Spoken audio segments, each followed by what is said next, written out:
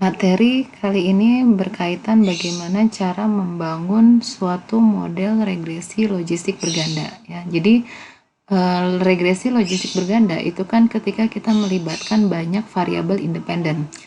Nah, ketika kita punya banyak variabel independen, gimana caranya kita bisa memilih variabel mana saja yang akan kita modelkan terhadap variabel respon? Karena belum tentu dari sekian banyak variabel independen itu semuanya memberikan pengaruh signifikan. Jadi di sini kita akan melihat ya, kita akan membahas konsep bagaimana model building dari regresi logistik berganda, atau dengan kata lain membangun suatu model regresi logistik berganda ketika kita memiliki banyak variabel independen.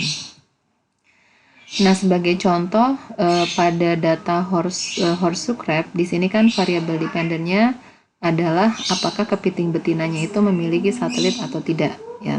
Kemudian yang menjadi variabel independen, faktor-faktor yang kita anggap bisa mempengaruhi variabel dependen, sebenarnya di sini dari data yang saya berikan itu ada 4 ya. Pertama ada data weight atau data berat dari kepiting, kemudian width yaitu lebar kepiting, kemudian ada variabel color. Jadi kalau untuk weight sama width ini kan adalah variabel kontinu ya. Sedangkan color ini adalah variabel kategorik. Jadi kalau kategorik kita perlu membuat variabel indikator atau variabel dummy. Variabel dummy-nya ada 3 karena kategori dari color itu ada 4 ya. Sedangkan variabel keempat yang mungkin mempengaruhi variabel dependen itu adalah kondisi spine, di mana kondisi spine ini terdiri dari 3 kategori. Nah, karena terdiri dari kategori, berarti kita butuh cukup 2 variabel dummy untuk mengindikasikan ketiga variabel atau ketiga kondisi spine-nya ini. Jadi kalau kita bangun atau bentuk model regresi logistik ya berdasarkan keempat, di mana kita melibatkan 4 variabel independen. Di sini kita bisa tuliskan model logistiknya seperti yang saya berikan di sini ya. Jadi kita punya 3 indikator untuk variabel color ya. Ada C1, ini C1 ya, C1, C2, C3. Kemudian untuk kondisi spine-nya kita gunakan ada 2 variabel dummy ya. Ini harusnya S1 dan S2. Kemudian variabel kontinunya ada pengaruh dari berat dan pengaruh lebar. Jadi secara umum ini adalah bentuk regresi logistik berganda untuk data horseshoe crab. Jadi kalau kita modelkan ya, kita coba ilustrasikan dengan R, di mana di sini jangan lupa selalu perhatikan ya, mana yang merupakan variabel kategorik, mana yang merupakan variabel kontinu.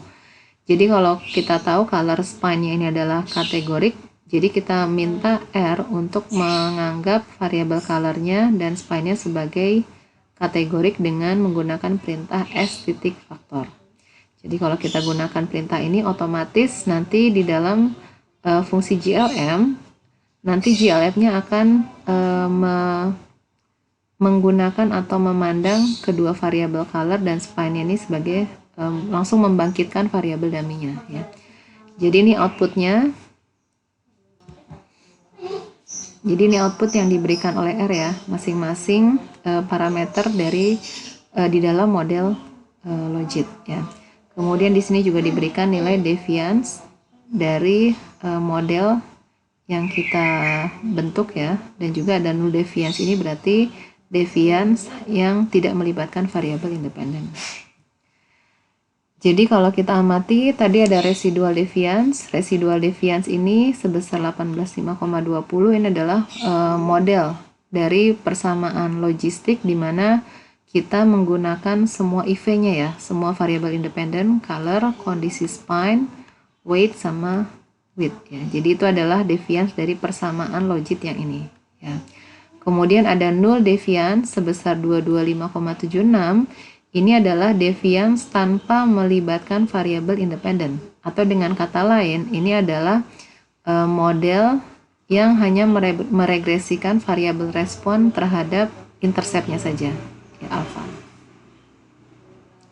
Nah, dari sini sebenarnya kita bisa melakukan uji hipotesis ya. Apakah dengan menggunakan variabel independen di dalam memodelkan respon variabel ya, dengan menggunakan 4 variabel independen ini lebih baik atau tidak dibandingkan tanpa menggunakan variabel independen sama sekali. Jadi dengan kata lain, hipotesis nihilnya, ya kalau hipotesis nihilnya berdasarkan uji likelihood ratio test, yang masuk ke dalam hipotesis nihil kan model yang sederhana, ya yang parameternya sedikit. Sedangkan yang H1 atau alternatifnya adalah model yang lebih kompleks, yaitu dengan banyak parameter. Nah, hipotesis nihil ini sebenarnya bisa kita tuliskan juga dengan cara menetapkan bahwa model yang lebih kompleks, semua koefisiennya sama dengan 0. Beta 1, beta 2, sampai beta 7 sama dengan 0. Ya, karena kalau semua koefisien regresinya 0, berarti kita peroleh model yang ada di bawah hipotesis nihil ini. Ya. Berarti artinya hipotesis nihil ini menyatakan bahwa variabel independen itu tidak memiliki pengaruh terhadap variabel responnya. Nah, kita juga bisa melakukan uji likelihood ratio test ya dengan cara menghitung selisih deviance.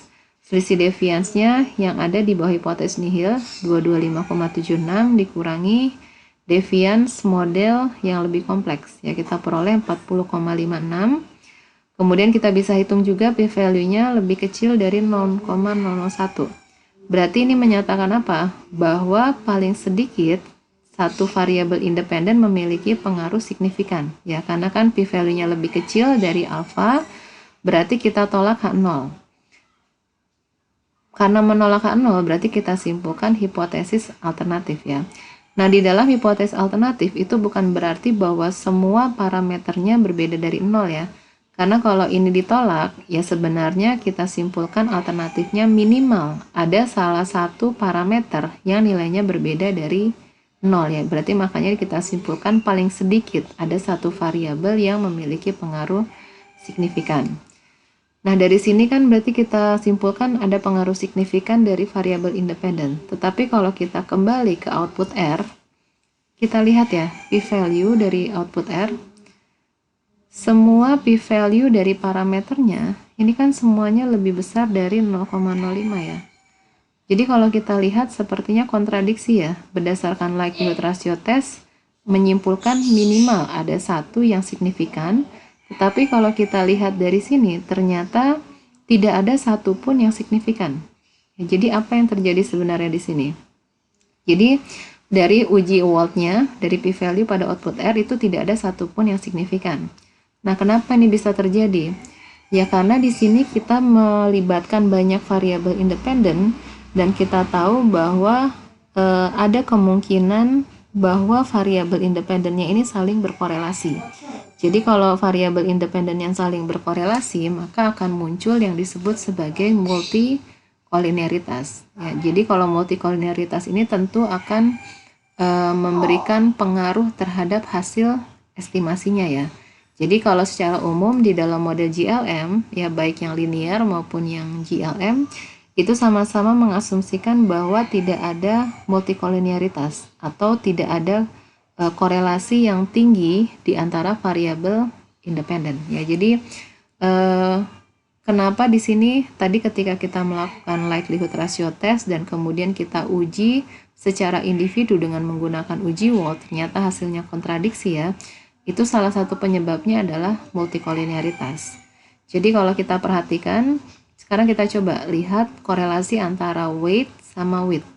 Jadi kalau kita buat scatter plotnya, di sini jelas ya, terlihat ada korelasi tinggi antara weight sama width ya, karena semuanya membentuk pola tren positif ya, dan ini juga datanya hampir berdekatan. Tuh. Kalau kita hitung juga korelasi width dan weight ini juga besar ya, korelasinya sebesar 0,89. Jadi karena korelasinya tinggi, jadi pada prinsipnya kedua variabel ini memberikan informasi yang sama ya. Karena memberikan informasi yang sama, artinya kita cukup pilih salah satu saja. Entah itu weight atau width ya di dalam model, tidak perlu kita gunakan kedua-duanya di dalam model, karena kedua variabel ini, karena korelasinya tinggi, kedua variabel ini memberikan informasi yang sama. Ya, jadi selain nah makanya di sini idenya adalah ketika kita memiliki banyak variabel independen, kita perlu melakukan pemilihan model ya. Nah, salah satu pemilihan model itu adalah bisa menggunakan backward elimination atau eliminasi backward.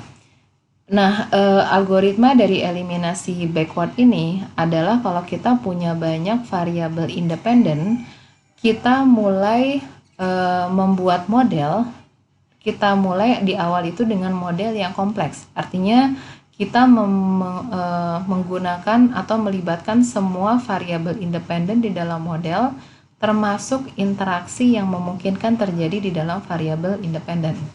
Jadi awalnya algoritma pertama kita mulai dengan model yang lebih kompleks dengan melibatkan semua variabel independen termasuk interaksinya. Kemudian pada tahapan berikutnya, dari semua variabel independen, kita buang salah satu variabel independen yang nilai p-value-nya itu paling besar. Jadi kan kalau p-value-nya semakin besar, berarti kan itu menyatakan bahwa pengaruhnya tidak signifikan, ya. Jadi kita buang variabel yang dalam kurung dalam tanda kutip ya, yang paling tidak signifikan ini artinya kita buang variabel dengan p-value-nya itu yang paling besar, ya. Nah, di sini saya kasih catatan. Ketika membuang variabel dari model, itu syaratnya adalah ada ketentuan ya. Pertama, itu ketika ada interaksi, jangan pernah membuang pengaruh utama tanpa membuang pengaruh interaksi, ya. Jadi ketika kita punya model dengan melibatkan interaksi, jangan sampai karena misalkan yang paling besarnya itu adalah pengaruh utama. Jadi pengaruh utama itu pengaruh dari variabel ya. Sebagai contoh gini. Misalkan kita punya logit P sama dengan alpha ditambah beta 1x, beta 2y, ditambah beta 3x, z, ditambah kemudian kita punya interaksi misalkan beta 4, x dengan y, ditambah beta 5, misalkan y dengan z, ya. Nah, ketika kita memiliki interaksi seperti ini, jangan sampai. Jadi kalau misalkan contohnya seperti ini ya, kita punya interaksi di dalam model, kemudian katakanlah ternyata yang p-value-nya paling besar adalah beta 1x. Kemudian kita buang variabel x-nya. Tidak bisa seperti itu ya, karena idenya adalah ketika kita punya interaksi, maka pengaruh utama yang membuat interaksi di antara kedua variabel itu harus selalu ada. Ya, jadi ketika kita punya variabel x, y, interaksi antara x dengan y, maka faktor utamanya kan adalah interaksi antara x dan y. Maka variabel x itu harus ada dan variabel y juga ada. Jadi ini harus ada ya. Ini syarat mutlak. Begitu juga ketika kita punya y, z berinteraksi, maka variabel y pengaruh utama dan pengaruh utama z itu juga harus ada. Jadi jangan sampai kita punya model ininya tidak ada, tetapi ada interaksi antara x dan y. Itu tidak bisa ya, seperti itu. Karena syaratnya interaksi itu akan ada di dalam model kalau pengaruh utama dari masing-masing variabelnya itu juga harus ada.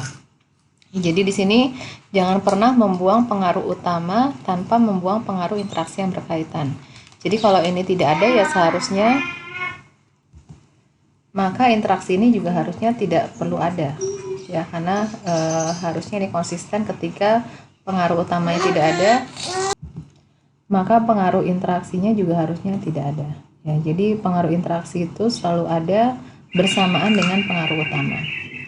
Kemudian ketika kita punya variabel kategorik, di mana kategorik ini kan biasa kita representasikan dengan variabel dummy tergantung dari banyaknya variabel kategorik.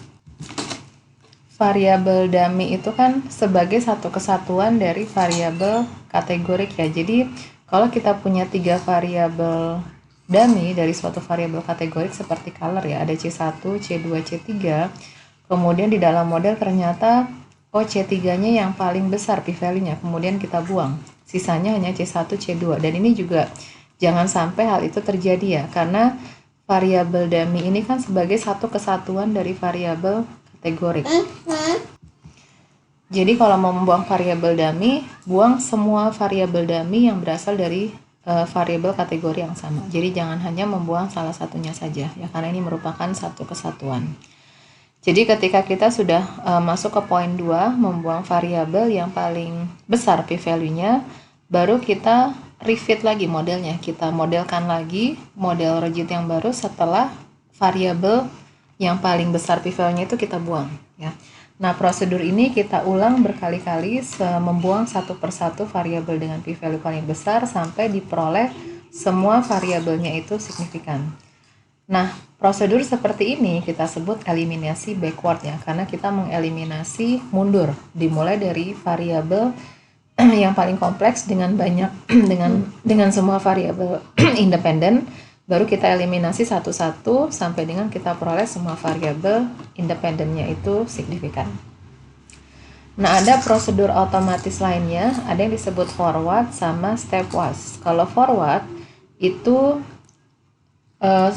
stepwise forward itu dia prosedurnya dari depan ya, forward. Jadi artinya kita mulai model tanpa IV sama sekali, baru kita masukkan satu persatu model, masukkan satu persatu independent variable, di mana variabel independennya itu yang paling signifikan dalam tanda kutip, artinya dengan p-value paling terkecil. Prosedur itu kita ulang satu persatu sampai kita peroleh model dengan kita tambahkan satu persatu ya, variabel independennya kita tambahkan satu persatu dengan p-value paling kecil sampai diperoleh bahwa semua modelnya itu signifikan, semua variabelnya signifikan ya.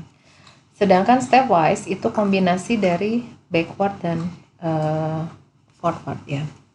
Di sini nanti yang saya bahas hanya dua ya, saya bahas mengenai backward sama prosedur forward. Kemudian kriteria pemilihan model lainnya itu ada yang disebut dengan AKIK Information Criteria atau AIC. Jadi AIC ini adalah pemilihan model dengan meminimumkan nilai AIC yang diberikan di sini ya. Jadi AIC ini merupakan fungsi dari nilai maksimum likelihood ditambah dengan 2 kali banyaknya parameter.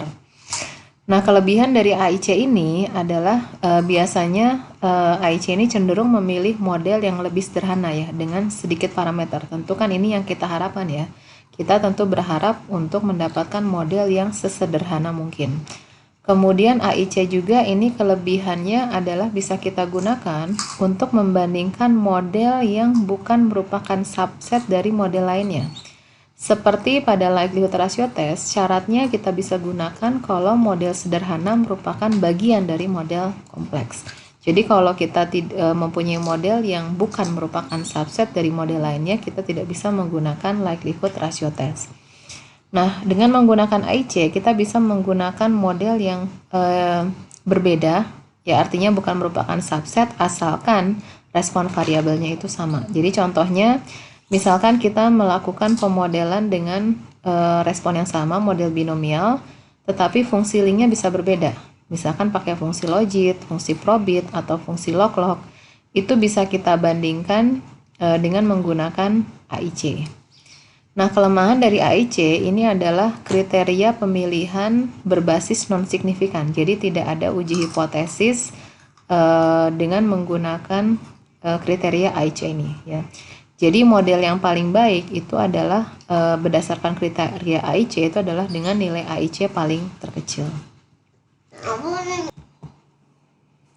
Di sini saya punya data baru ya. Saya tidak menggunakan Horseshoe Crabs ya. Di sini saya punya data mengenai mouse muscle tension data.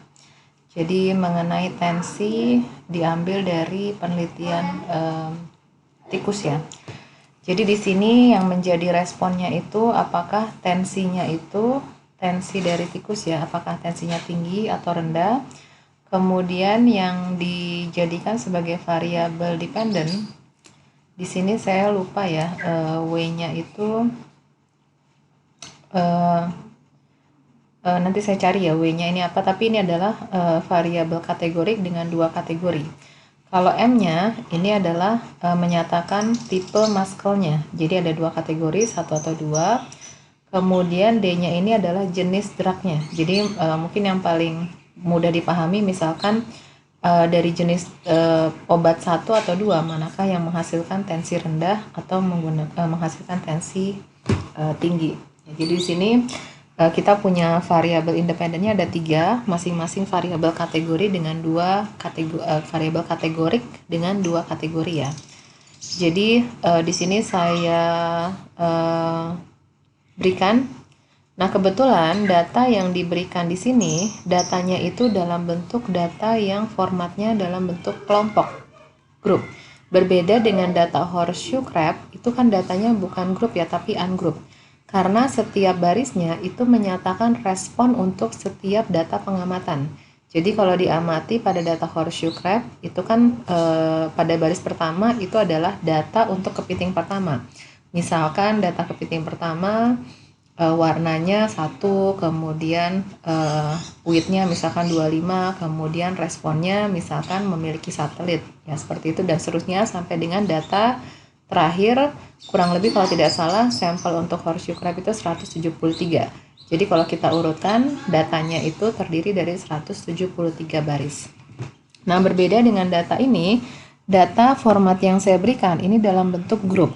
Artinya datanya sudah dikelompokkan ya. Setiap tikus kita sudah kategorikan berdasarkan variabel independennya. Ya, jadi kalau kita lihat kan variabel independennya ada 3, masing-masing terdiri dari 2 kategori, berarti ada kombinasinya sebanyak 8. Nah, data tikus itu sudah kita kelompokkan ya. Jadi kalau tikusnya masuk ke dalam kategori W-nya 1, M-nya 1, D-nya 1, kita hitung. Ada berapa yang memiliki tensi tinggi, berarti di sini ada 3. Kemudian yang tensi rendah ada sebanyak 3. Dan seterusnya sampai dengan pengelompokan kombinasi terakhir. Ini data pengelompokan kalau W-nya 2, M-nya 2, D2. Dihitung ternyata ada 12 kasus tikus dengan tensi tinggi dan tensi rendah ada sebanyak 22. Ya. Jadi inputnya mau dalam grup ataupun ungroup itu tidak masalah, tetap bisa kita gunakan di dalam analisis logistik ya. Cuma nanti yang berbeda adalah sedikit perbedaan di argumen cara kita spesifikasi variabel responnya. Nah, di sini kita coba melakukan prosedur eliminasi backward ya dengan menggunakan data tikus tadi. Cuman di sini kita coba melibatkan tidak hanya pengaruh utama si variabel WMD, tapi kita kombinasikan atau kita lihat sampai dengan interaksi ketiga. 3 arah itu artinya kita melihat interaksi dari 3 variabel. Kita sebut interaksi 3 arah. Kalau interaksi 2 arah artinya kita hanya melihat interaksi antara 2 variabel. Jadi dengan kata lain, kalau kita tuliskan sebagai model logit dengan 3 interaksi ya, logit P, dan kebetulan masing-masing variabel independen kan hanya terdiri dari 2 kategori. Berarti kita cukup 1 variabel dummy. Berarti kalau kita tuliskan, kita punya alfa ditambah misalkan beta 1, W ditambah beta 2M ditambah beta 3D. Kalau kita tuliskan seperti ini kan model tanpa interaksi ya. Nah, karena kita mau melihat interaksi antara faktor sampai dengan interaksi 3 arah atau interaksi ketiga variabel, pertama kita tuliskan dulu interaksi 2 arahnya dulu ya. Karena ini kan seperti model ada urutannya ya. Jadi kalau kita mau sampai ke interaksi ketiga, kita tuliskan dulu interaksi keduanya. Jadi pertama kita tuliskan interaksi kedua berarti perkalian W dengan M. Berarti kita punya beta 4, W dikali M, ditambah interaksi 2 arah lainnya adalah perkalian W dengan D, berarti B5 W dengan D, ditambah interaksi 2 arah berikutnya adalah perkalian M dikali D, B6 M dikali D. Kemudian setelah kita tuliskan interaksi 2 arahnya, kita tuliskan interaksi berikutnya berarti 3 arah, berarti melibatkan perkalian ketiga variabel. Berarti beta 7 W dikali M dikali D. Ya. Secara umum biasanya penggunaan interaksi di dalam model itu tidak pernah lebih dari 3 ya, karena selain interpretasinya jauh lebih kompleks, ya jarang ya melakukan interaksi sampai 4 arah dan seterusnya. Biasanya interaksi 2 arah itu sudah cukup ya, atau paling banyak biasanya sampai interaksi 3 arah. Kemudian di sini spesifikasi dengan menggunakan perintah GLM karena datanya adalah grup ya.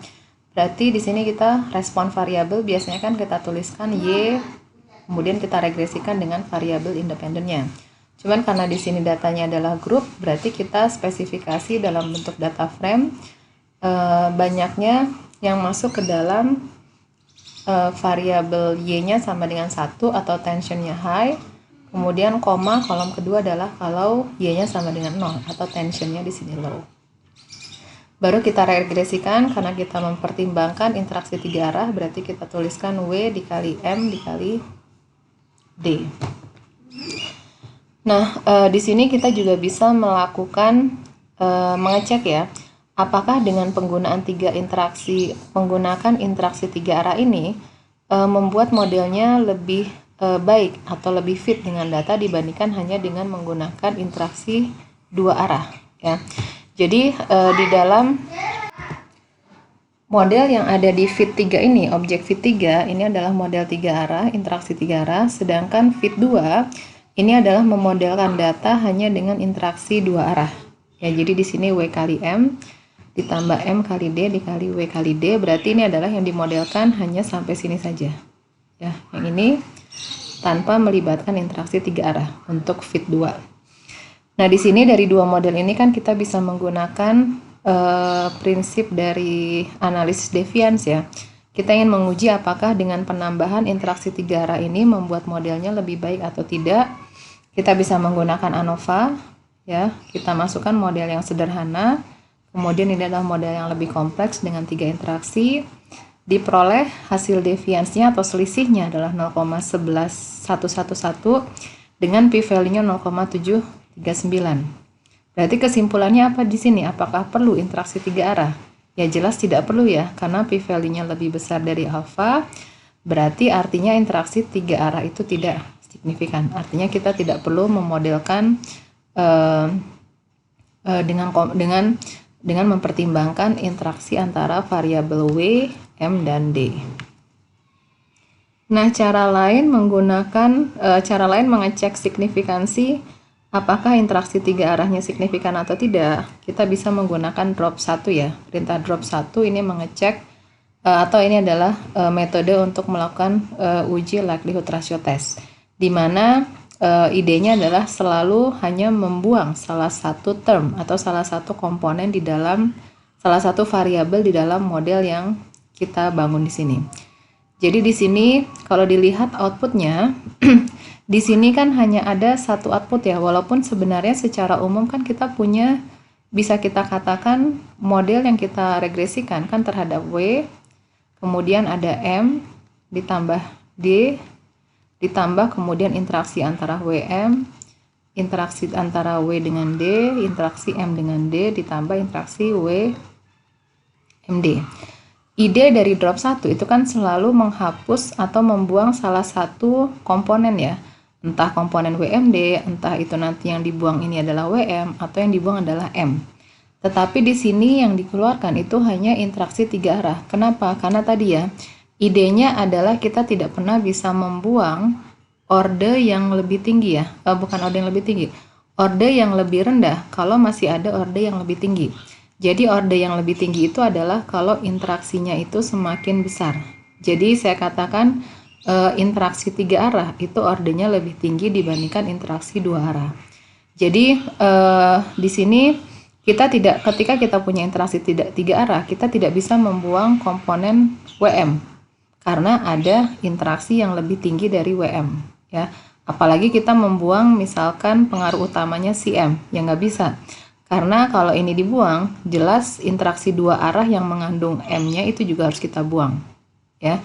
Jadi makanya di sini kalau kita mau mengeliminasi, selalu mengeliminasi dari orde yang lebih tinggi terlebih dahulu.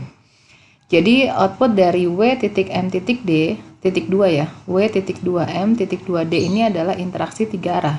Apa yang terjadi kalau interaksi 3 arahnya kita buang? Artinya ini kita buang, kemudian diperoleh hasil p-value-nya adalah 0,739. Karena p-value-nya lebih besar dari alfa, artinya apa? Berarti kita gagal tolak H0, di mana H0 ini menyatakan bahwa model yang sederhana itu yang lebih baik, yaitu model tanpa interaksi. Ya, jadi menggunakan prop 1 juga memberikan kesimpulan yang sama bahwa interaksi 3 arah itu tidak signifikan. Ya.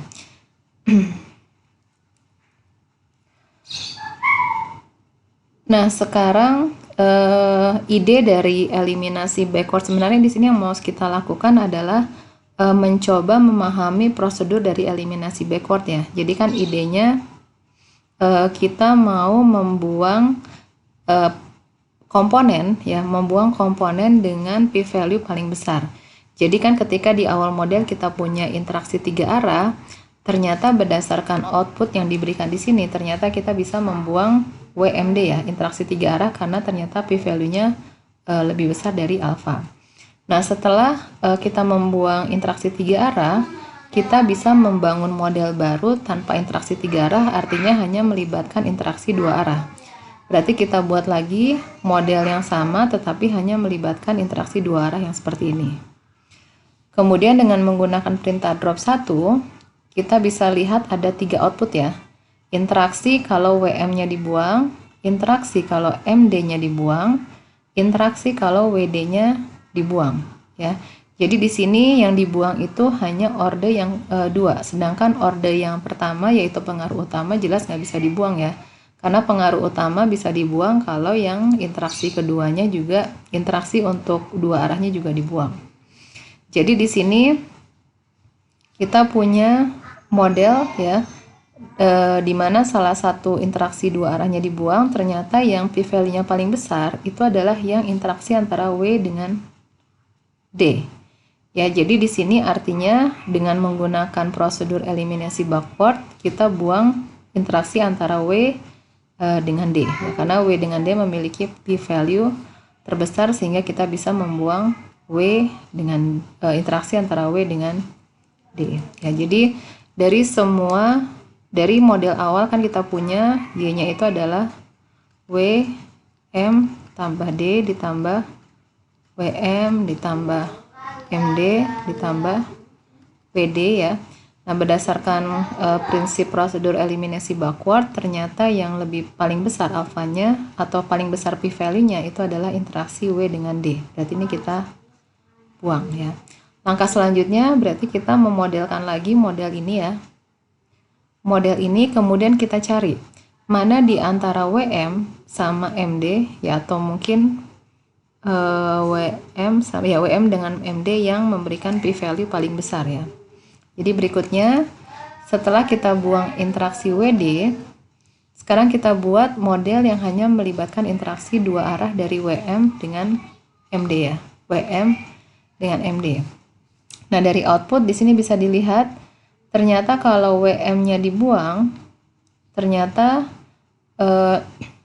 memberikan hasil bahwa ternyata WM itu tidak memberikan pengaruh signifikan. Tetapi kalau MD-nya dibuang, ternyata modelnya itu kita lebih cenderung menyatakan bahwa MD-nya itu signifikan ya, karena p-value-nya lebih kecil dari alfa ya. Karena p-value terbesar itu adalah dari WM, interaksi WM, maka kita bisa membuang interaksi antara WM. Jadi kalau saya tuliskan kembali di sini, kita punya modelnya W ditambah M ditambah D ditambah WM ditambah MD, ternyata yang memberikan interaksi paling besar adalah WM, berarti ini kita bisa buang. Berarti langkah berikutnya dari eliminasi backward, kita modelkan lagi model ini ya, tanpa interaksi WM. Berarti artinya di sini saya tuliskan ya, model yang kita fit lagi di sini adalah W ditambah M ditambah D ditambah interaksi antara M dengan D ya.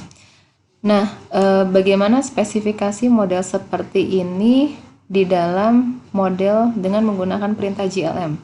Jadi jangan salah, bukan berarti kita menuliskan variabel independennya hanya perkalian M kali D.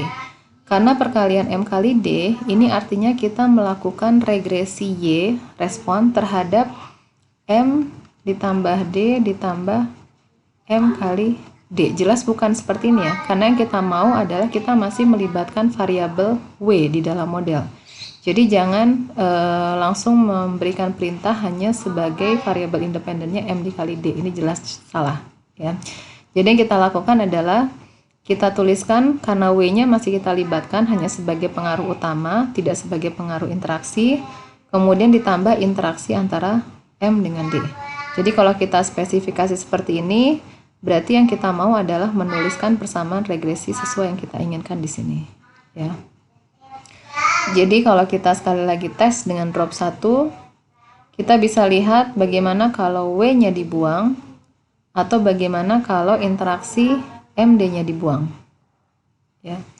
Jadi kenapa yang M-nya sendiri dan D-nya tidak dibuang? Karena masih ada interaksi ya. Jadi orde yang lebih tinggi itu selalu yang diprioritaskan untuk kita buang ya. Jadi kalau W-nya dibuang, ternyata ini yang memberikan p-value lebih besar ya. Artinya karena p-value lebih besar, kita bisa membuang variabel W. Berarti kalau ini kita buang, yang tersisa adalah hanyalah interaksi antara M dengan D. Jadi sekarang kita bisa memodelkan dengan M kali D saja, karena ini akan memberikan model dengan M ditambah D ditambah interaksi antara M dikali D. Sekarang kalau kita tes dengan menggunakan drop 1 atau likelihood ratio test, kemudian diperoleh M. Bagaimana kalau hasilnya ketika interaksi MD dibuang? Ternyata hasilnya signifikan ya. Artinya apa? Bahwa pengaruh M dengan D itu ternyata memberikan pengaruh signifikan. Artinya kita tidak boleh membuang interaksi antara M dengan D. Jadi kalau kita tahapan tadi ya, dimulai dari kita interaksi 3 arah sampai akhirnya kita peroleh yang signifikan adalah interaksi 2 arah, maka kita sudah melakukan prosedur eliminasi backward ya. Kemudian kalau kita menggunakan kriteria AIC, ternyata model terakhir ya, di mana hanya melibatkan interaksi antara M dengan D, itu juga menunjukkan bahwa modelnya memiliki AIC terkecil di antara semua model yang tadi sudah kita bangun ya, dimana salah satu komponennya kita buang. Nah, prosedur eliminasi backward tadi kan sebenarnya kita lakukan secara manual ya. Kita lihat satu-satu, kemudian kita eliminasi dari yang memiliki p-value terbesar. Nah, di R itu ada fungsi eliminasi backward ya, secara otomatis akan memberikan output dari eliminasi backward dengan menggunakan perintah step di sini. Stepnya, argumen yang dimasukkan adalah modelnya ya, di mana model yang kita masukkan di sini kita menggunakan model, argumennya adalah model dengan interaksi 3 arah ya. Jadi di sini artinya kita mulai dari model yang kompleks dengan menggunakan interaksi 3 arah. Nah, outputnya ini adalah output ketika ya salah satu komponennya dibuang ya. Sebenarnya sama seperti yang tadi, cuman dari fungsi step ini mungkin yang bisa kita lihat adalah output terakhir ya, di mana output terakhirnya itu nih di sini bisa dilihat. Ini output terakhirnya, dia akan memberikan output dari hasil model terakhir di mana variabelnya sudah tereliminasi atau yang tidak signifikan itu dibuang. Jadi kalau kita dilihat output yang ada di atas, sebelumnya itu adalah output dari drop 1.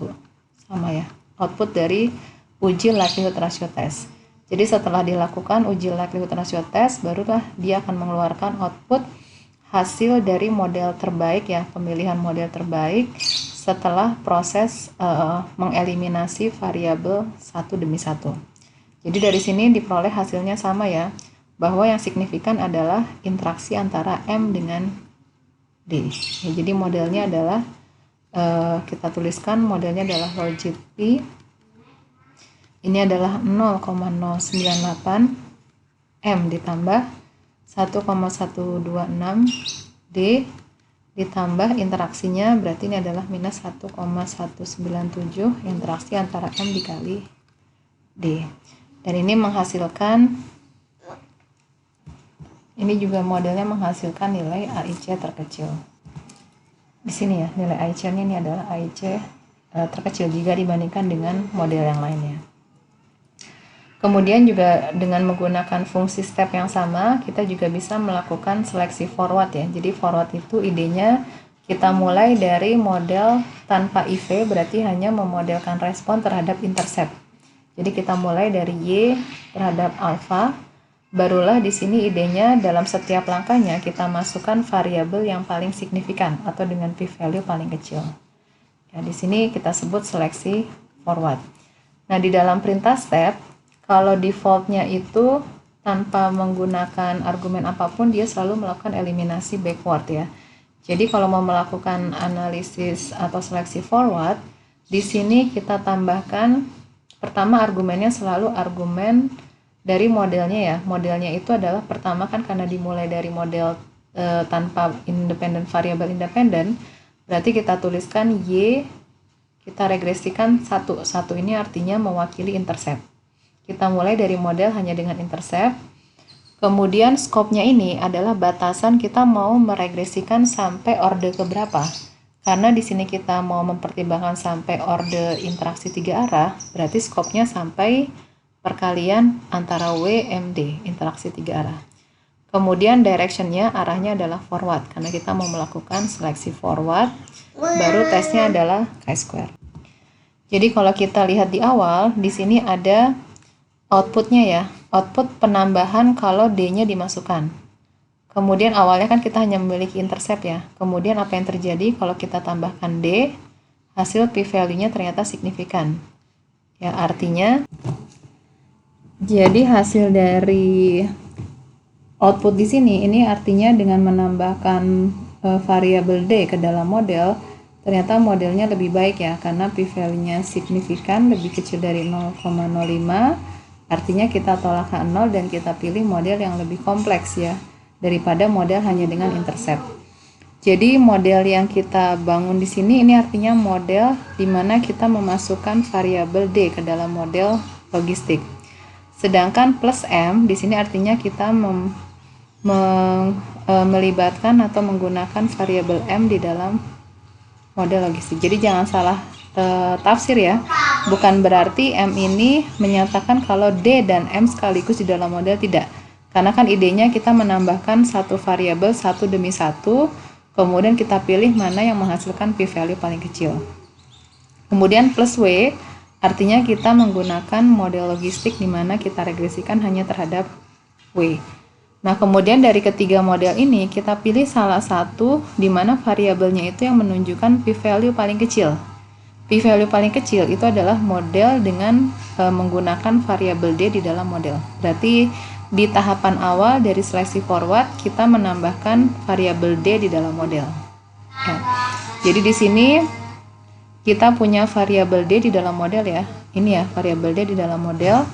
Nah, dari variabel D di dalam model kita tambahkan lagi pada tahapan berikutnya, kita tambahkan variabel M. Di sini plus M berarti artinya kita tambahkan, awalnya kita punya D di dalam model berdasarkan output yang ada di sini, kita tambahkan D. Apa yang terjadi kalau kita tambahkan M? Ya, jadi model dengan output plus M ini artinya kita tambahkan M di dalam model. Kemudian di sini plus W artinya kita tambahkan yang semula ada D, kita tambahkan W. Nah, berdasarkan output ternyata yang diperoleh, sekarang kita lihat yang p-value-nya paling kecil ya, paling kecil dan yang signifikan adalah M. Artinya di antara penambahan M dengan W, ternyata yang paling memberikan model fit paling bagus itu adalah kalau M ditambahkan ke dalam model. Lihat ini. Dan prosedur ini terus berlanjut.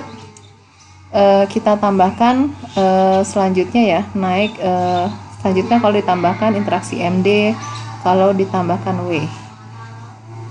Dan seterusnya sampai kita pada tahapan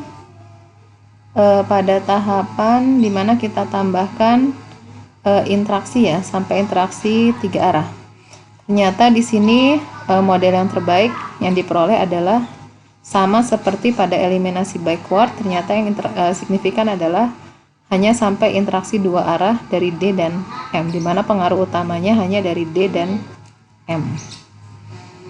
Jadi baik eliminasi backward maupun seleksi forward ini memberikan model terpilih yang sama ya, di mana pengaruh utamanya tidak ada W lagi, hanya M dengan D, dan pengaruh interaksi antara M dengan D. Jadi kalau kita keluarkan outputnya, ya jadi outputnya ini ya, di mana kita menggunakan interaksi antara M dengan D, berarti ini adalah alfanya, ini adalah beta dari variabel dummy M, ini adalah beta dari variabel dummy D, dan ini adalah interaksinya. Dan M2 ini menyatakan bahwa yang menjadi kategori baseline itu adalah 1 ya, karena di sini yang dikeluarkan adalah 2. Jadi kalau kita mau menginterpretasikan seperti misalkan hanya M2, berarti kalau kita ambil E pangkat dari ini, berarti ini adalah odds ratio antara kalau M-nya kategori 2 dibandingkan dengan baseline-nya M1.